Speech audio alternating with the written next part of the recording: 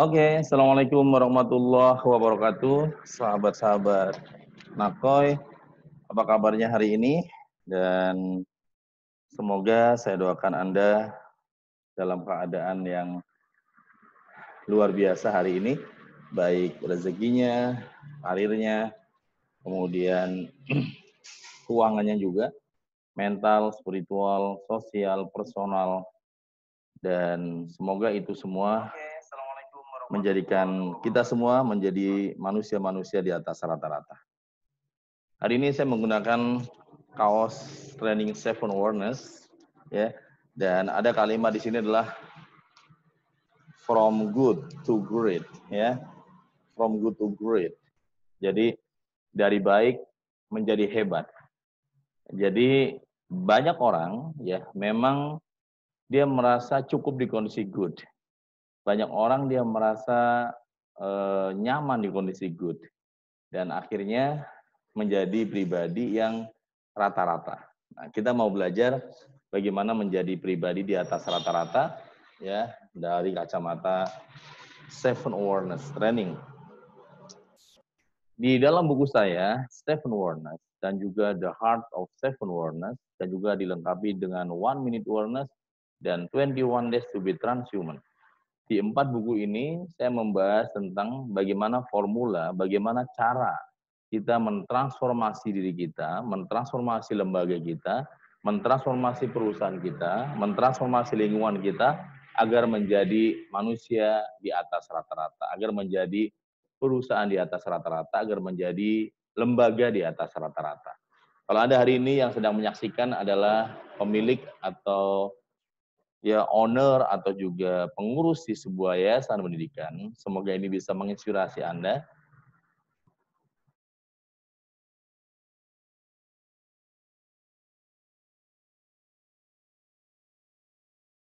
Kalau Anda adalah pemilik perusahaan, kalau Anda adalah seorang direktur perusahaan, semoga ini menjadi catatan penting bagaimana kita membawa perusahaan kita menjadi perusahaan yang bukan hanya rata-rata, namun juga di atas rata-rata.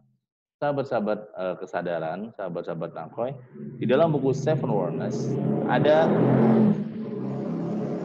4 hal, ada 4 faktor mengapa orang sulit berubah, sulit mentransformasi, sulit melakukan hijrah, sulit melakukan sebuah lompatan perubahan dari good menjadi great, dari biasa menjadi luar biasa, dari rata-rata menjadi di atas rata-rata. Nah, nomor satu adalah yang disebut dengan rasa nyaman yang sangat tinggi. Ya, jadi sudah betul-betul super comfort zone. Nah, mungkin nyaman aja, setiap orang butuh rasa nyaman, setiap orang boleh memiliki rasa nyaman.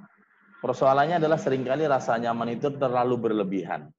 Ya, ketika rasa nyaman berlebihan,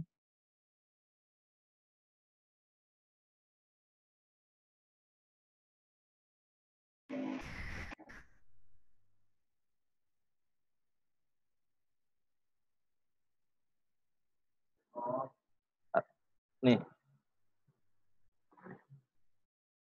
rasa nyaman yang berlebihan ini bisa membuat orang akhirnya jalan di tempat. Saya misalnya nyaman dengan satu karya tulis atau nyaman dengan satu buku. Mungkin hari ini tidak akan ada 9 buku yang saya tulis. Karena saya merasa sudah cukup nyaman dengan satu buku aja. Dan kemudian akhirnya rasa nyaman tersebut bisa membunuh kita. Nah, banyak orang tanpa disadari dia memiliki rasa nyaman yang terlalu berlebihan, dan rasa nyaman tersebut akhirnya membuat dirinya jalan di tempat di kemudian hari. Rasa nyaman itu membuat dia akhirnya menjadi pribadi yang sangat-sangat menyesal di kemudian hari. Pengalaman saya membantu banyak orang agar mereka kemudian move dan kemudian berubah menjadi pribadi-pribadi yang tentu saja lebih baik lagi ya. Itu mereka rata-rata ya menghambat dari mereka berubah adalah rasa nyaman yang sangat tinggi.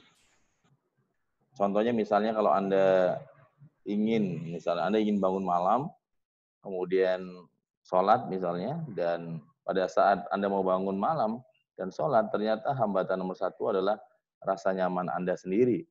Ya, seringkali berpikir nantilah, besok aja atau pas libur aja ya.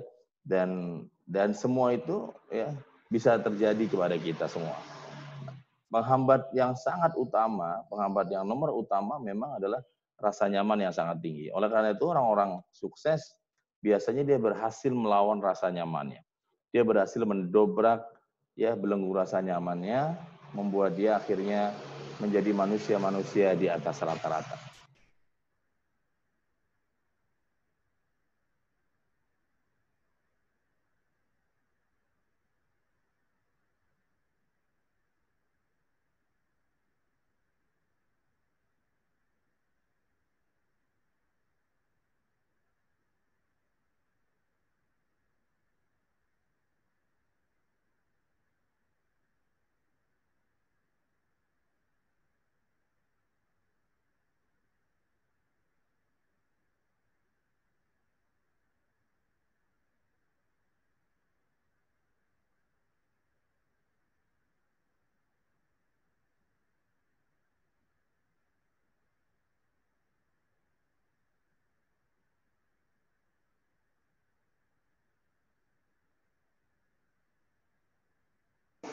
Jadi ada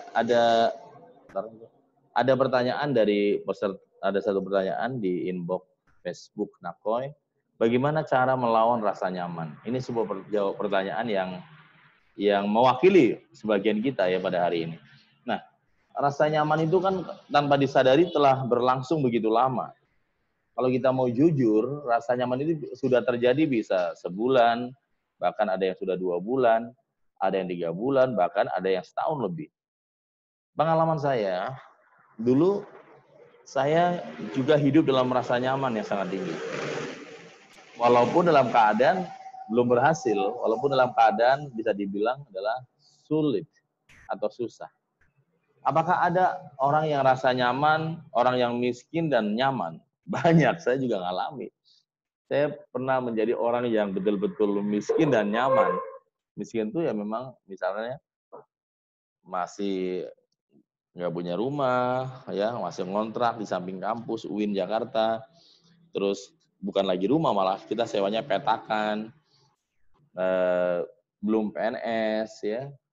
Dan saya punya satu kebiasaan yang sangat nyaman adalah setiap habis sholat subuh, saya memilih untuk tidur lagi.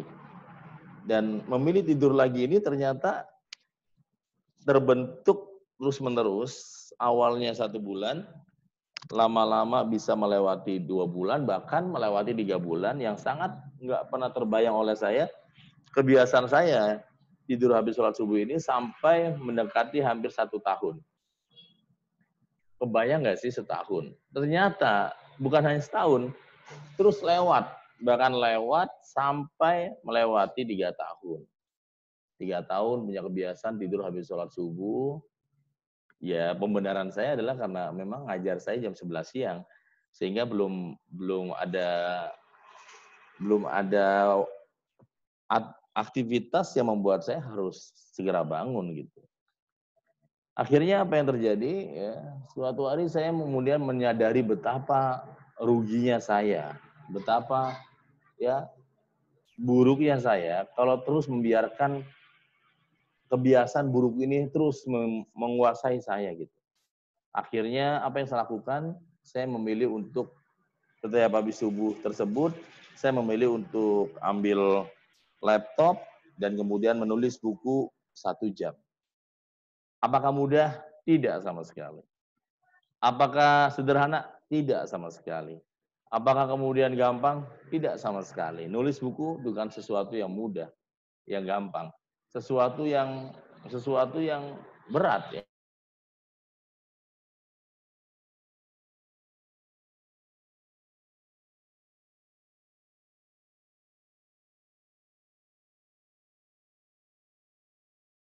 sahabat-sahabat Nakoi, untuk memulai sesuatu yang baru ternyata nggak mudah. Ternyata nggak semudah seperti mereka katakan. Mengubah kebiasaan saya tadinya habis sholat subuh, tidur, kemudian sekarang nulis buku, itu ternyata enggak banget, sulit banget.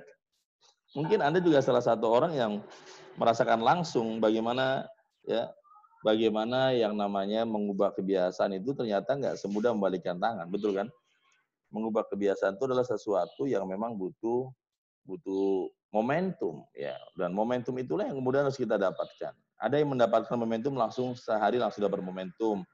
Ada yang butuh momentumnya seminggu, ada yang butuh momentumnya 21 hari. Maka Nako Center itu punya kelas namanya 21 Days to be Transhuman, bagaimana 21 hari ini agar membangun momentum. Membangun momentum itu yang sangat penting, teman-teman. Nah, momentum 21 hari ini kalau terus menerus dijadikan sebuah kebiasaan, ini akan menjadikan sebuah cara-cara baru untuk sukses di kemudian hari. Nah, saya paksa diri saya ketika lagi nulis 1 jam, kadang-kadang ngantuk, kadang-kadang ngeblank, kadang-kadang males, kadang-kadang nggak nyambung. Saya lawan lagi, terus. Akhirnya lewat 1 bulan, kemudian paksa lagi lewat 3 bulan, paksa lagi lewat 1 tahun. Ketika semuanya sudah menjadikan kebiasaan, akhirnya tahun berikutnya naskah masuk ke Gramedia, dan kemudian buku saya beredar di Gramedia, dan hidup saya berubah sampai hari ini. Jadi betul, seperti sebuah pepatah yang mengatakan bahwa change your life, change your habit. Change your habit, ya. Change your mindset, change your habit. Change your habit, change your life. Jadi ternyata mengubah mindset kita akan berdampak mengubah kebiasaan. Mengubah kebiasaan kita akan berdampak mengubah nasib kita ke depan. Nah, teman-teman yang luar biasa, oleh karena itulah maka setiap Anda mau berubah, setiap saya mau berubah, setiap kita mau berubah, biasanya nomor 1 yang harus kita dobrak, yang harus kita lawan, harus kita sungguh-sungguh menghajarnya adalah super comfort zone. Jadi rasa nyaman yang sangat-sangat tinggi. Nah, mungkin ada juga di antara Anda boleh share juga sahabat-sahabat saya di Facebook Nakoi, ya. Karena ini spesial di Nakoi Facebooknya, teman-teman, ya, tentang tadi melawan comfort zone yang sangat tinggi. Di sini ada pertanyaan juga tadi, ya, yang mungkin hampir serupa. Kita cek dulu yang masuk di kolom komentar Facebook Nakoi, ya, dari Mareng Kawan. Bagaimana cara membangun sebuah inovasi diri sendiri agar lebih baik, ya? Nah, ini pertanyaan yang sangat bagus sekali, ya. Mungkin ini Mas atau Mas, ya, Pak atau Mas Mareng boleh tambahkan identitasnya, mahasiswa, pegawai, atau siapa, sehingga teman-teman yang lain juga boleh mengenal, ya. Dan silakan tidak hanya Mas Mareng yang bertanya, teman-teman yang lain juga boleh sharing, ya, boleh sharing. Dan juga boleh bertanya, ya, dan boleh membagikan video ini ke teman-temannya, boleh membagikannya. Silakan, ya. Membagikan juga boleh. Bentar ya, Mas Mareng.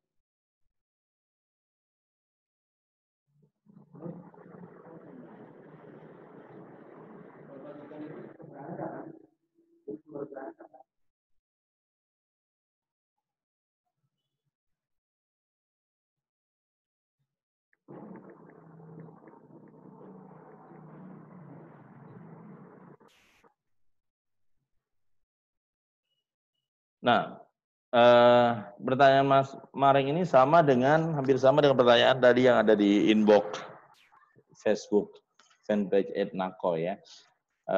Tadi bagaimana cara mendobrak rasa nyaman yang sangat tinggi. Ini bagaimana cara membangun sebuah inovasi diri agar lebih baik. Nah, inovasi ini dibangun, ya, inovasi ini Mas Mareng dibangun ketika seseorang menyadari, menemukan namanya self-awareness.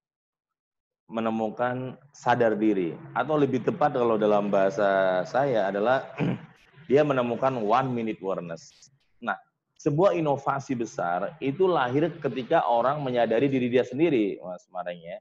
Contoh, Ada seorang ya pengusaha bernama Mr. Toyoda dari Jepang. Dia ke Amerika melihat mobil-mobil bagus namanya Ford, mobil Ford.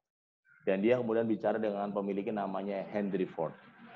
Dan dia kemudian ya karena Jepang habis saja dihancurkan Nagasaki sama Hiroshima, maka ekonomi Jepang begitu ambruk, kemudian mental juga hancur ya. Dan dia sebenarnya Mr. Toyoda ini dendam bagaimana kemudian menghancurkan Amerika atau mengalahkan Amerika. Tapi kan karena kekuatan militernya sudah nggak kuat lagi, maka akhirnya yang dia akan ajar kekuatan atau perang bisnis, perang ekonomi. Dia belajar ke Henry Ford tentang mobil-mobil Ford dan seterusnya. Kemudian pulang dia ke Jepang, dia kemudian memiliki tekad yang sangat kuat bahwa saya akan mengalahkan Amerika dan akan saya membuat sebuah mobil, yang mobil ini adalah mobil murah. Dan tahukah Anda, dia akhirnya membuat sebuah merek mobil yang, dan karena nama dia susah dieja di Amerika, Mr. Toyoda, maka dia mengubah menjadi Toyota, Mr. Toyota, ya, atau owner dari Toyota. Dan Toyota, Honda, berikutnya datang ke Amerika, membanjiri mobil-mobil di Amerika, dan Amerika kaget juga ada mobil-mobil super irit dari Jepang yang sangat hemat. Seperti hari ini mungkin Anda kalau punya mobil Jepang lebih irit bensinnya dibandingkan mobil Amerika, ya, ada Chevrolet, ada macam-macam dan seterusnya. Jadi Mas Mareng kawan ya membangun inovasi diri harus menemukan self awareness, sadar diri atau 1 minute awareness. Nah, orang kalau sudah menemukan 1 minute awareness-nya, maka dia akan mudah melakukan inovasi. Nah, inovasi ini sesuatu yang bukan lagi hanya sebatas keinginan, tapi menjadi sebuah kebutuhan, menjadi sesuatu yang harus dia lakukan. Bukan lagi sebatas kalau nggak dapat juga nggak apa-apa deh, kalau nggak berhasil juga nggak apa-apa deh. Nah, mental inovasi yang seperti ini yang seringkali membuat orang jalan di tempat. Ya, kalau nggak menghajikan ibu saya juga nggak apa-apa kok. Kalau nggak orang tua saya umroh juga nggak apa-apa. Ibu saya oke-oke aja kok. Nah, mental seperti ini seringkali kita mencari pembenaran dan seolah-olah benar, padahal sebenarnya salah gitu. Sebenarnya salah. Nah, oleh karena itulah maka sahabat-sahabat Nako yang great, termasuk Mas Mareng yang bertanya tadi, ya, jadi temukan dulu 1 minute awareness-nya. Temukan dulu Anda sadar dalam hal apa dalam hal ini. Anda mungkin menyadari satu hal tentang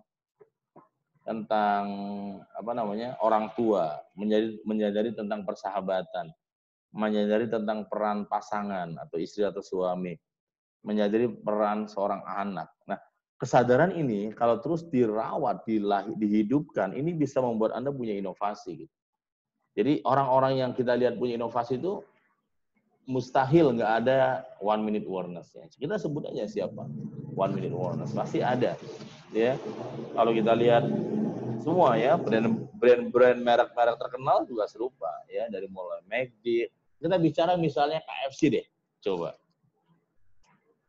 KFC ya, Kentucky Fried Chicken yang Anda makan atau pernah Anda makan atau Anda minimal pernah lihat logonya, seorang kakek-kakek tua rambutnya putih bernama adalah Colonel Sanders. Nah, sang kakek ini adalah seorang tentara. Hanya saja selama dia menjadi tentara, dia dapat tugasnya adalah bagian masak. Jadi tentara itu ada tugasnya bagian masak. Ada tentara yang tugasnya perang di depan, ini bagian masak. Dan keahlian dia itu adalah masak ayam goreng. Ketika dia pensiun, sang kakek usianya hampir menjelang 70 tahun ini, dia punya ide bagaimana membuat resep ayam goreng yang pertama kali dilakukan di Amerika, di California. Ya. Kemudian dia menawarkan diri karena modalnya kurang, dia mengajak kolaborasi para pengusaha-pengusaha sekitar seperti join merger ya. Tapi rata-rata join ini tidak menguntungkan dia, malah merugikan dia. Dan banyak orang nggak percaya terhadap konsep yang namanya ayam goreng Kentucky waktu itu. Tahukah Anda berapa kali Kolonel Sanders ditolak oleh mereka yang nggak cocok, merasa nggak tertarik dengan konsep bisnis dari ayam goreng ini? Hampir lebih dari 1.000 orang menolak dia. 1000 orang menolak dia, mengatakan tidak, no way, nanti aja, nggak cocok. Dan itu sering dia dapatkan, teman-teman, sahabat-sahabat yang hebat. Dan akhirnya Kolonel Sanders ini memutuskan untuk ya tidak menyerah. Memutuskan untuk malah menemukan 1 minute warners, malah dia katakan bahwa suatu hari nanti akan banyak merek-merek KFC di mana-mana. Pertanyaan saya hari ini, berapa jumlah KFC di dunia? Anda bisa lihat di Google. Ya, sangat banyak. Ratusan, mendekati ribuan. Dan apakah hari ini Kolonel Sanders masih ada? Telah wafat.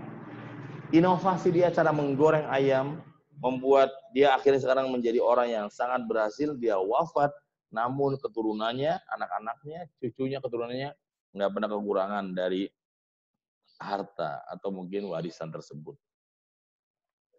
Inovasi yang dilakukan oleh Kolonel Sanders muncul ketika dia menemukan 1 minute warners dan ditolak berkali-kali, membuat dia akhirnya malah menemukan motivasi terkuat, sahabat.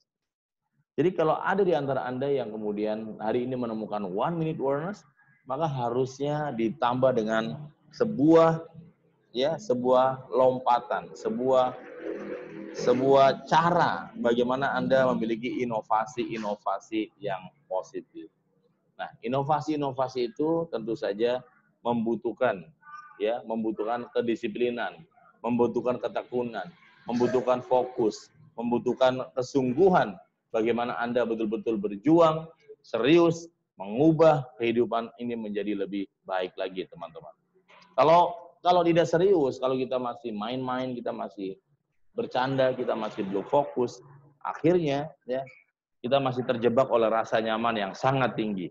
Sebuah rasa nyaman yang membuat kita akhirnya baru sadar bahwa kita adalah manusia di bawah rata-rata. Terima kasih sahabat Nakoy ya. Saya akan lanjutkan sesi berikutnya setelah ini. Wassalamualaikum warahmatullahi wabarakatuh.